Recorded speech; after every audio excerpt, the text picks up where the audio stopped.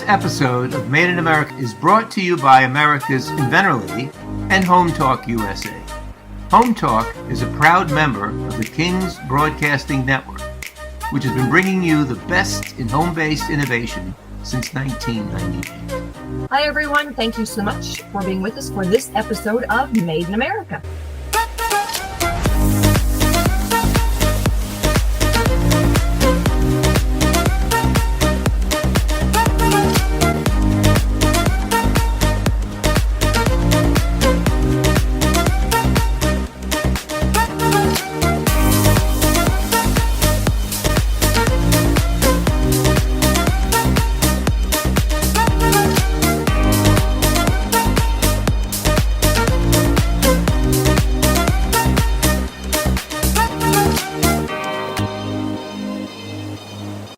This segment is brought to you by the law offices of R.P. Baraska. RPB law offices have been bringing corporate-level legal expertise to the independent inventor community for more than 20 years. For all your inventing legal needs, trust rpblawoffices.com. This is the Cajun contractor, Michael King, alone with the inventor lady herself, Miss Rita Crompton. We want to welcome all of you that's now joining us here on the King's Broadcasting Network from the Invent America show.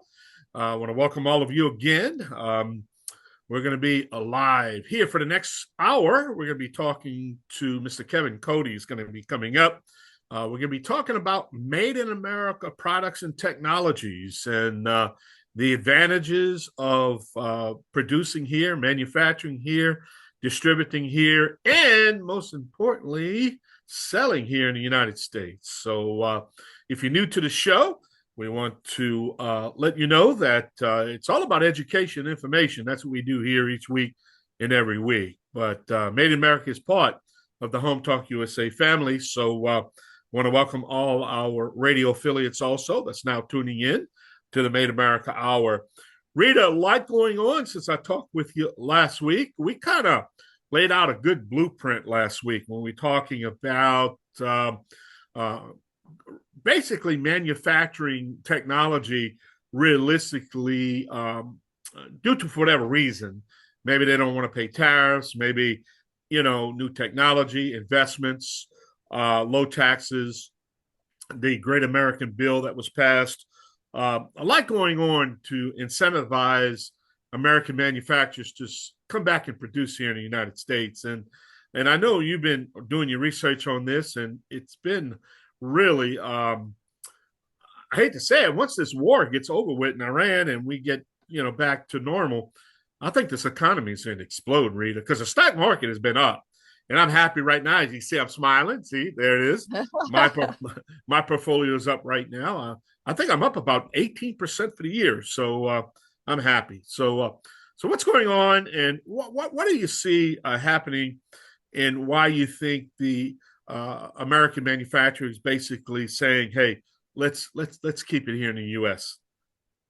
Well, it's a really good question, because I had talked to a gentleman that had done a lot of research and said, pendulums swing. They always do. At one point, everything was made here, and then the pendulum swung. It was cheaper to make it, other countries. They wanted a global economy. And now that pendulum is starting to swing back. The quality is awful. The timing is awful. You can't drive over to the next state next door and watch your product being made. You've got to go to, one of those other places. And, oh, shoot. Yeah, you actually have to hire a translator then who might translate it accurately and may not translate it accurately. And then you don't know what you're getting. So, there's a lot of things, shipping has become a big deal. So where, at one point, all of the washing machines and dishwashers were made here, and then they were, went overseas, and now shipping is a big deal. So now they're starting to come back. And so one of the other things that we see is different components are made here. And so part of it may be made overseas. That makes sense for pricing. It comes here, then it gets put together here. And now we're off to the races with part of it's being, made in America. And so we're seeing a lot of shifts. People are paying more attention to quality there for a long time. You get something that you are normally a size large and you order a 3X and it's actually the size of a medium here. It makes people cranky. Yeah. And also, I want to mention, I saw a report yesterday that kind of stuck with me. They were talking about cyber attacks in China specifically, the three areas that really China uses cyber attacks here in the United States. One, obviously, is military. The second one is obviously the government sector. But the third is the manufacturing of intellectual properties of companies that produce in China that are actually using their base of that to open up doors for cyber attacks here in the United States. So it kind of stuck me a little bit. And and what I'm trying to make a point here is that I think also the American manufacturers are now realizing that it was a mistake. They have to protect their, because in China they have no protection, and you know that, and we talked about that many times on this show, that you just don't want to leave the door open, and then eventually, due to these three processes, that you let China in, and then really you find out that your corporate secrets are now gone. You know what I'm saying? I do, and that is true. And I try to explain to inventors, if you file a patent in America, all right, you can stop things from getting into America, but you can't stop another country from making and selling it in the rest of the world because your intellectual property is only in America. Yeah. There are, there's been times in my dealing with inventors where they've gone ahead and filed in China, and then another Chinese company called the original manufacturer and said, we have been given an order, but it's infringing on your intellectual property. And because they had filed in China, all right, it was enforced in China. So now all of a sudden that filing international intellectual property seems like it might be worth, the effort. And, in the scheme of things, when the one gentleman was knocked off for his, balloon product, and it cost the licensee $20 million in the lawsuit, but they won $50 million. The inventor's the first one to tell you, there's no way I could have fought this. Yeah. All right. So the licensees are the ones that do it. But because they had been doing international filing, that made a big difference. Yeah. Yeah, and they're really starting to do a better job with that on international filings and, protecting, because it works both ways, not only protecting offshore, but it also protects inshore, and even the European companies here in the United States. So they're starting to recognize that a little bit more in protecting their problem. So it's a shoe that fits both feet. Yeah. You know what I mean? I mean, there's times when it doesn't make sense to file internationally, and then there's other times where it's like, holy cow, yes, get this done. We've got a lady, she's filed her her international, her PCT. She's getting ready to pay for an office action. And there is a company that wants to license this product, Michael, that will have it worldwide in 12 months. It is so awesome. But years ago, we had a young couple of guys, and they said, no, we're going to file the PCT because we don't know where it's going to be. Their main country ended up being Spain. And if they had not filed internationally, they would not have been covered. They packed up their families, moved to Spain. It's like, that's where our money is coming from. So, it can make a difference. Yeah, it can. And these are things you need to know. I mean, it's a little bit, everybody thinks it's, let's just, think about the technology, put it on a piece of paper, do a prototype, and, and then all of a sudden you realize that you're getting ready to invest a lot of money in protecting your product, and the protection means everything, because I need to tell you, it means everything to protect yourself the best way you can, Yeah, it does. Yeah. And for somebody says, well, I can't afford to file a patent. It's like, well, then don't start this. Yeah. Don't put it out there, because the only thing that gives you leverage, it's like, it doesn't, pay for manufacturing, it's still going to cost you money to do that. But if you don't have at least something to start with, you got a big problem. Yeah. And that's the key, because, let's face it, they got some very smart engineers and very smart scientists out there. And all you have to do is give them the formula and they can reproduce anything. I mean, it's amazing. Sure. They can look at it and reproduce without any paperwork. Because you're giving them something to go by. Somebody made a good point. I was listening to Charlie Hodge, which was Elvis's guy on stage, and he was talking about Elvis last night and some of the misconceptions. But one of the points he made when Charlie was talking about is the protection that they had and how Graceland protects that TCB lightning bolt. And I wanted to just bring that up is because that's just a lightning bolt, Yeah. But the point is, it's a protection that a lot of people have to pay a lot of money to get that lightning bolt on TCB taking care of business. So it's just, but yet he wouldn't have had that protection unless he protected himself.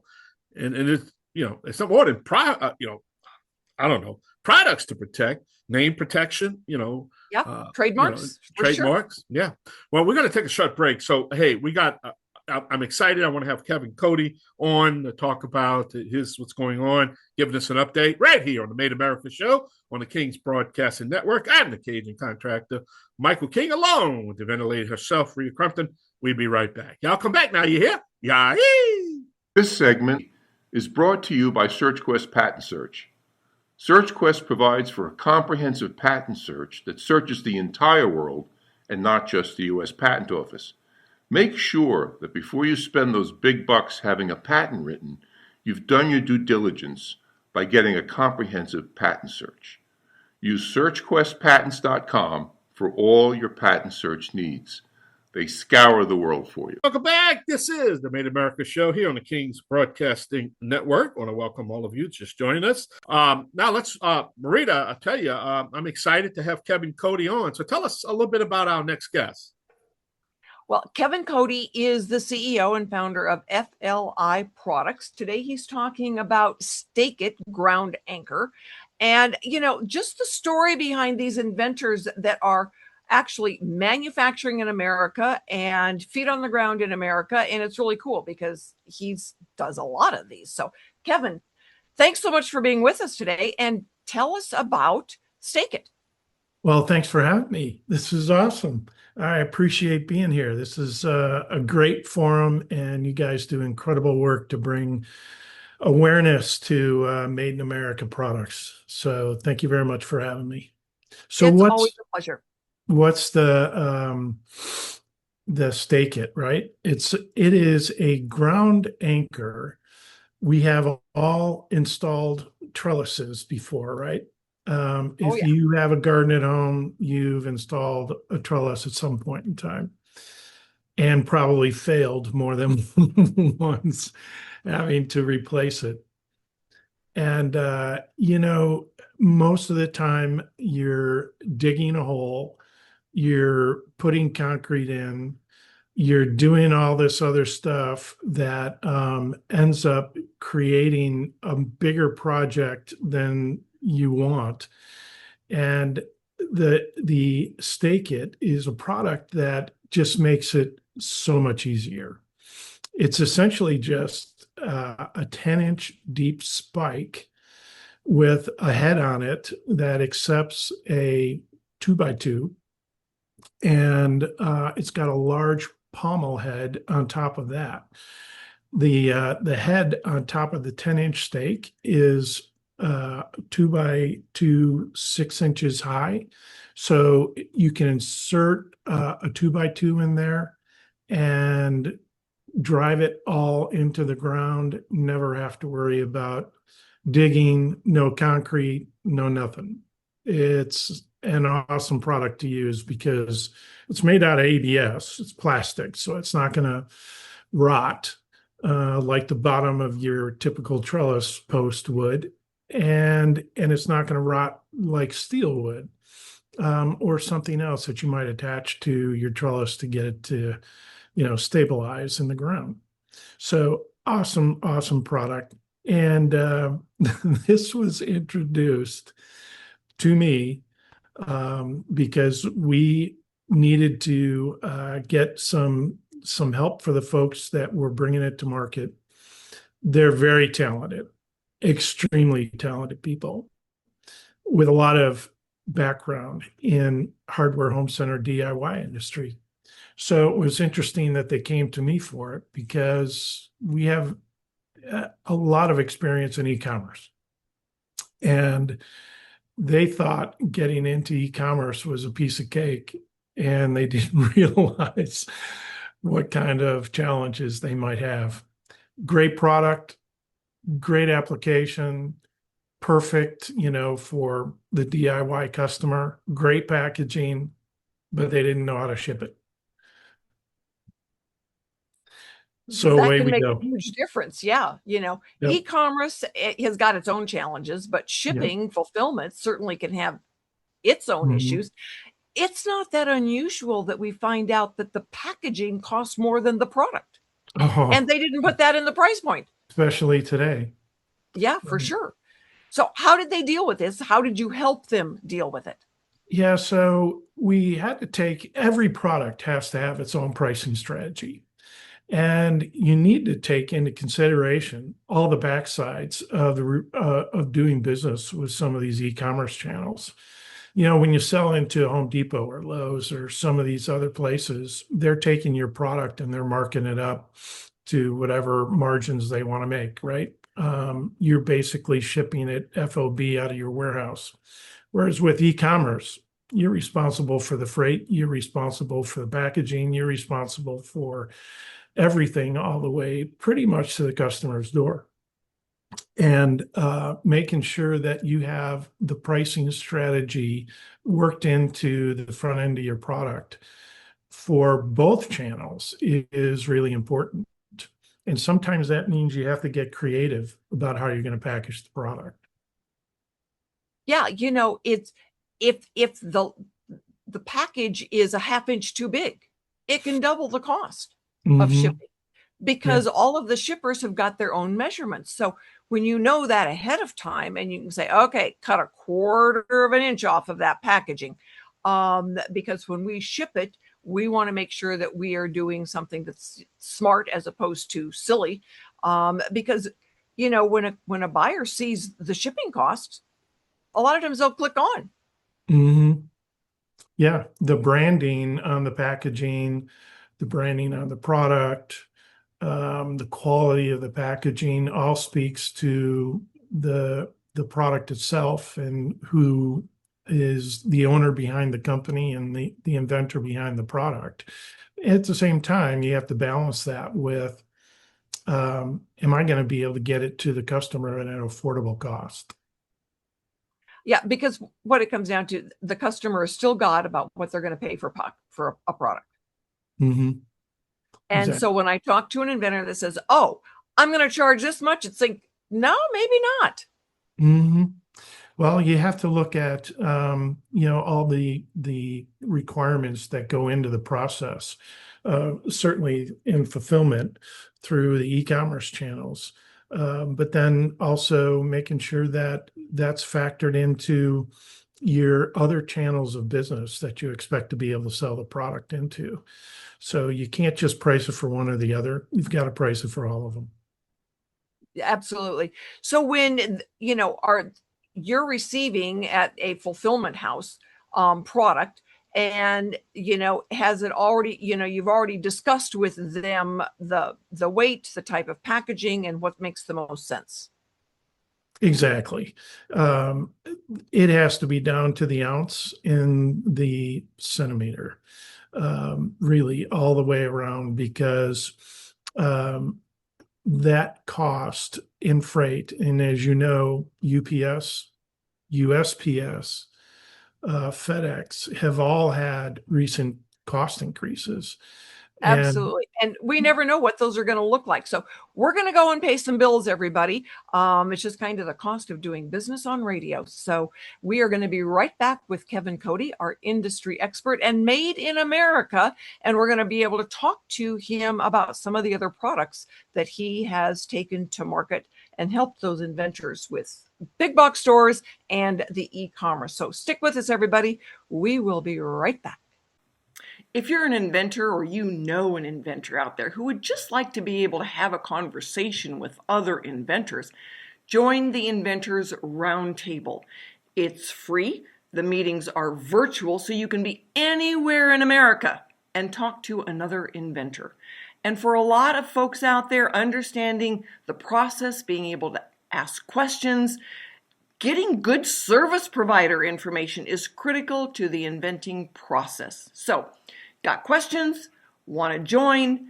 It's free, inventorsroundtable.org. And thank you so much for being with us for this segment of Made in America.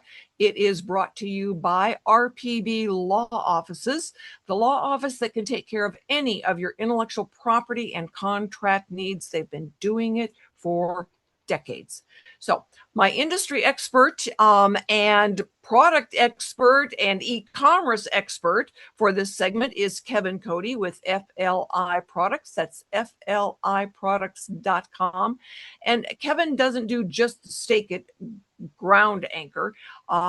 He helps a lot of manufacturers, made in America products, get themselves out there into big box stores and e-commerce. So Kevin, tell us a little bit more about FLI Products. We're a small company, really, that comes alongside other small companies. We've got 30 plus years experience in the hardware home center channel. And as the market has evolved from retail to a combination of retail and e-commerce, we've adapted to that market and have grown ourselves in terms of technology and the requirements needed to do business in both channels. And so we are doing that for our customers today, and we do it from large customers to small customers with one product. We have, over the last probably 10 years, had well over a dozen companies that we brought a single product to market and did it for them at an affordable cost that allowed them to get their name and the brand into the marketplace. So it's a fun experience to see. It's kind of like building a house. When you're putting the foundation down and you're starting to put the sticks up, and you got to put the roof on, and then you decorate it at the end. And it's one of those processes that is exhilarating to go through, and then to finally come out with the end result. Hopefully, the expectation is to sell something, right? Right. So the inventors doing the product development, they do the product development and the manufacturing and the packaging. They get it to you for the selling.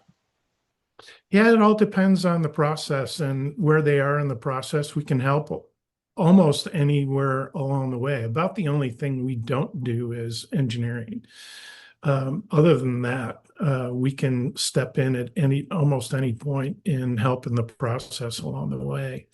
So in the case of a good friend of ours, Fred Loso, who's the inventor of the elbow armor and the travel trable. He's a truck driver who just loves developing products while he's on the road.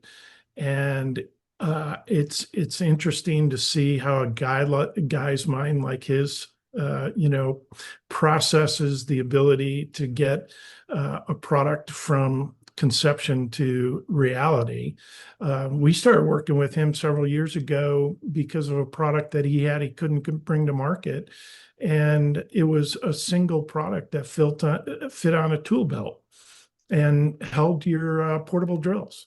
And in the course of working with Fred, we were so successful selling that product that he sold the company.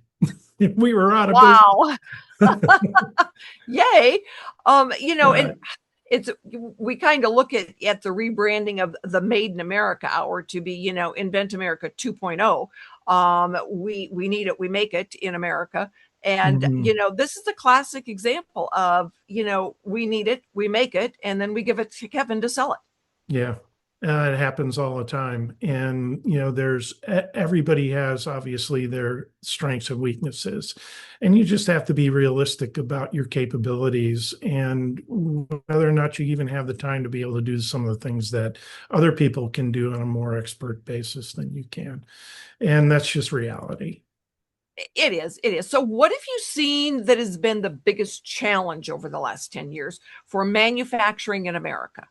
We're not the low cost market, obviously, and making sure that we're going to be able to produce a product and bring it to market at the right price is really, really critical. So getting matched up, really taking the time up front to get matched up with the right producer is absolutely critical.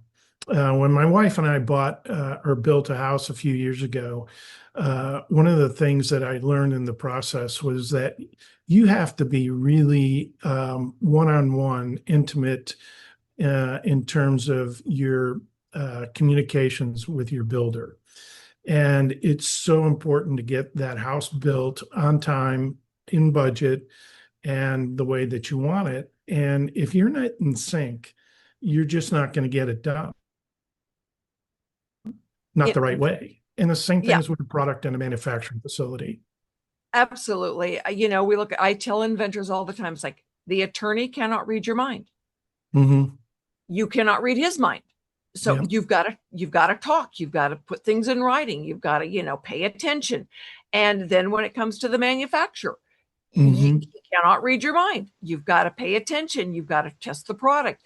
And you can't get angry because it's the wrong size first time out the door. Exactly. They're trying to make it, the best. And when I tell inventors, it's like, you could end up with a dozen prototypes getting to the best manufacturer's prototype in, over a course of a year. Yeah. And, assessing the manufacturer's capabilities is really important, and testing, just like you said, testing. And that's a part of the process, and you have to go through that. You can't shortcut it. You can't. It's the same way with coming up with the right name. Yes. When you get inventors out there, well, I want to call it this, and you're going, what are you thinking? Yeah. Because there's more to a name than just the name. Yeah. So what are some of the fun stories about naming a product? Oh, Fred is really good at this. Actually, he will drive you crazy, throwing a million different names out. But he's really good at developing that, and I think it's just because of his windshield time that he and everything else. But identifying who your customer is and how they're going to relate to the product is really, really critical. And knowing that you are going to most likely put the brand on a package, you're going to have the brand on a website, you're going to have the brand in all these different marketing components, that you've got to be thinking through how big it is, what it's going to sound like, how many syllables it is, what it's going to look like on a package, what it's going to look like in a master pack, what it's going to look like on a website, all of that. And developing a name is more than just a name. Absolutely. I always tell inventors, it's like, when you're getting ready to take your product to market, what would you Google to find you? And then make sure you use some of those words, because people Google things. If you spell a name weird, they don't know you exist. They're never going to find you. Get a good tagline on it. Make sure that it's easy to find. And, we had one of the guys, and he said, well, I can't find the website. And I go, how are you spelling it? And he told me and I said, why would you spell it like that? Spell it the right way. And he goes, oh my God, it's right there. So, he goes, I just figured it'd be something, odd. And it's like, because no one would find you if it was odd. AI helps with that a lot today, because you can now search in ways that you could never search before. And it's scouring the earth, finding everything that it can for you to be able to find the right product that you need.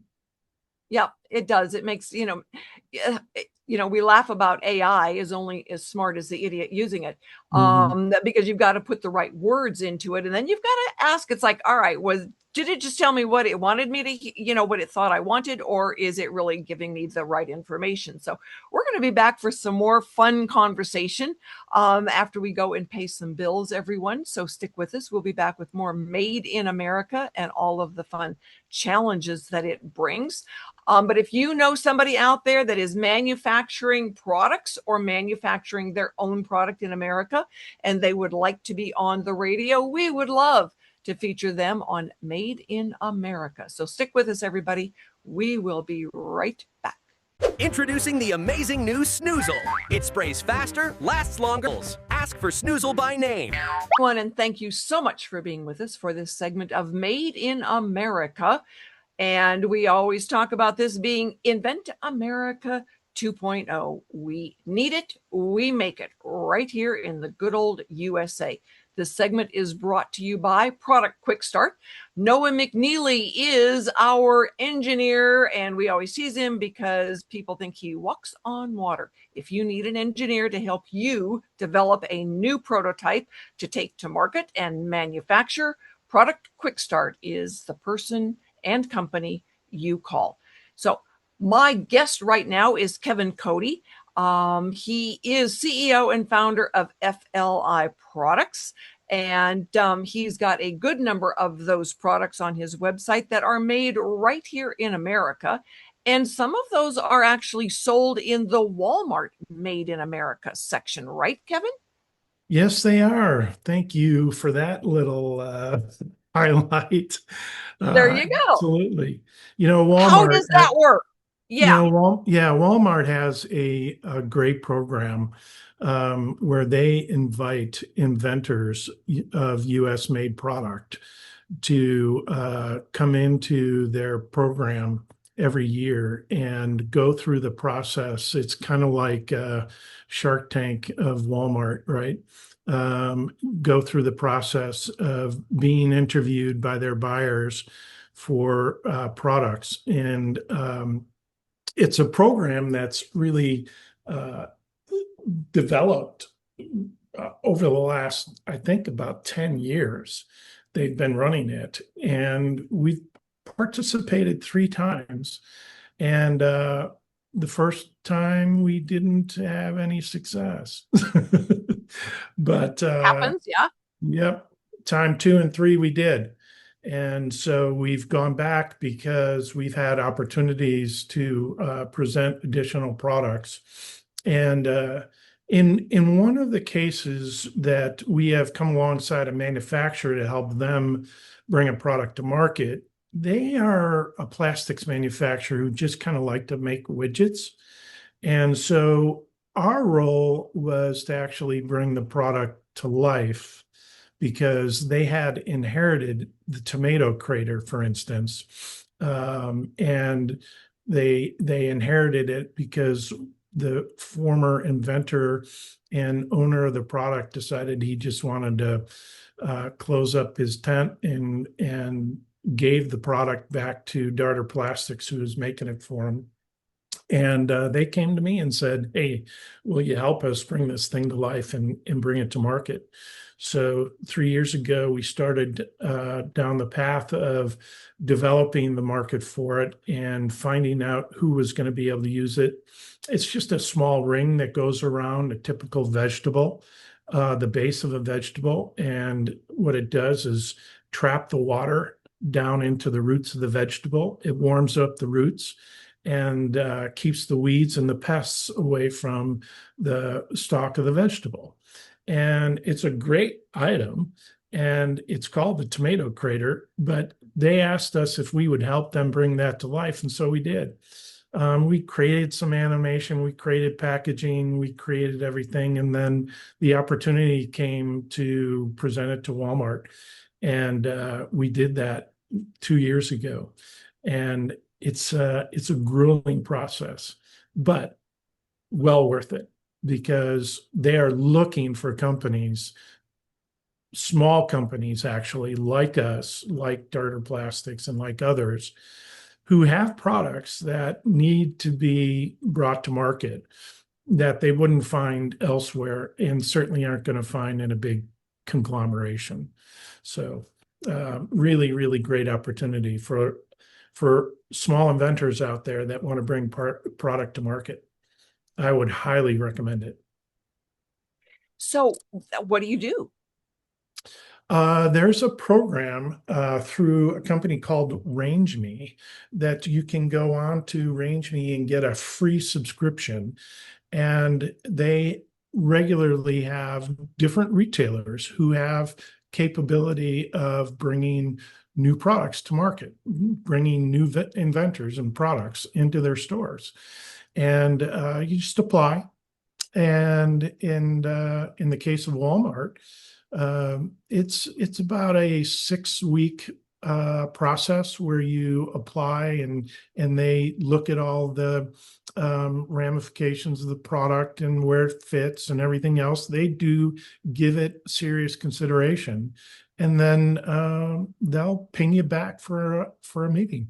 So it's really pretty simple process, painless. Okay. So you've got Made in America products in Walmart. Where Yes. else do you have product? We sell products into Menards. We sell them into Lowe's. We sell them into Home Depot. And next week we have a meeting with Mercado, actually later this week, with Mercado Libre. And they're a big retailer in Central and South America. So, Cool. yeah, we're looking forward to that because about 25% of our product is sold through Amazon, and about 25% of that is sold into Mexico. And so we know there's an audience for it, and people like it. We get some great reviews there, and they found us. So we're looking forward to seeing them. Excellent. That is really wonderful. So, I love having you on because you've always got, good stories and good insight and very interesting products. So FLIproducts.com. If you happen to be in one of those big box stores, you say, oh, this sounds like something Kevin talked about. But if you want to see what Kevin Cody is helping with on e-commerce, it's FLIproducts.com. Kevin, how did we meet? Oh, wow. I don't remember. I don't either. That's But funny. it's funny because we only actually live down the street from each other. So it is Yeah. always fun to see you and have you on and see the products that you're working on. And we are going to do more with Kevin Cody and FLI Products. So everyone join us next weekend for more Invent America and Made in America, and for the master, Home Talk USA, Michael King and King Productions. We are so grateful for them to make all of this happen every single week. Talk to you next week, everyone. Bye.